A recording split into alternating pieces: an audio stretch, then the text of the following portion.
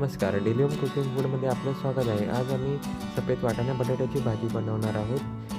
या टोपामध्ये आम्ही सफेद वाटाणे उकडून घेतले आहेत आणि या कढईमध्ये कढीपत्ता, राई, जिरं तेलामध्ये फोडणीसाठी तयार करत आहोत. आपण पाहू शकता आता यामध्ये फोडणीला आम्ही चिरलेला कांदा घातला आहे, तमालपत्र 2 टाकले आहेत आणि आता यामध्ये 2 चमचे मसाले टाकले आहेत. लाल मिरची पावडर आणि आता यामध्ये गरम मसाला 1 चमचा टाकत आहोत, 1 चमचा हळद आणि आता परतून घ्यायचं चांगल्या प्रकारे.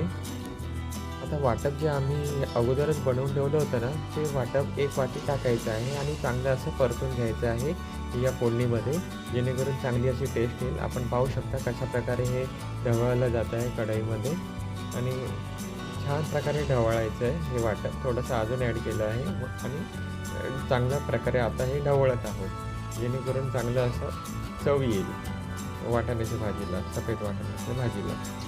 आता आपल्याला यामध्ये धुवून घेतलेली बटाटी ॲड करायची आहेत. बघा अशा प्रकारे आम्ही ही बटाटी धुवून घेतली होती आणि कट करून घेतली होती. आता हे कच्ची बटाटी होती, ते कापून घेतली होती, ती आता या वाटप टाकलेल्या कढईमध्ये आम्ही ॲड करून आता ते चांगल्या प्रकारे ढवळून घेत आहोत.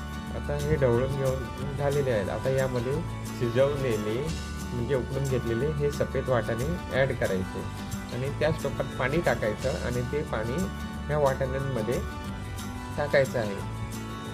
पण त्यापूर्वी थोडा हे ढवळून घ्यायचं, जेणेकरून चांगलं मिक्स करून घेतलं का मग पाणी टाकायचं. बघा अशा पद्धतीने जरा जरा ढवळायचं, घाई करायची नाही, याचं पीठ होणार त्या वाटाण्यांचं. आता त्या टोपातूनच आपण पाणी थोडंसं यामध्ये टाकलं आहे आणि आता पाणी टाकून झालेलं अजून थोडंसं पाणी टाकलं आणि आता हे पाणी टाकून झाल्यानंतर चांगलं असं ढवळून घ्यायचं. ऑलमोस्ट हे ढवळून झाल्यानंतर आपण आता यामध्ये आता चवीनुसार मीठ टाकायचं आहे.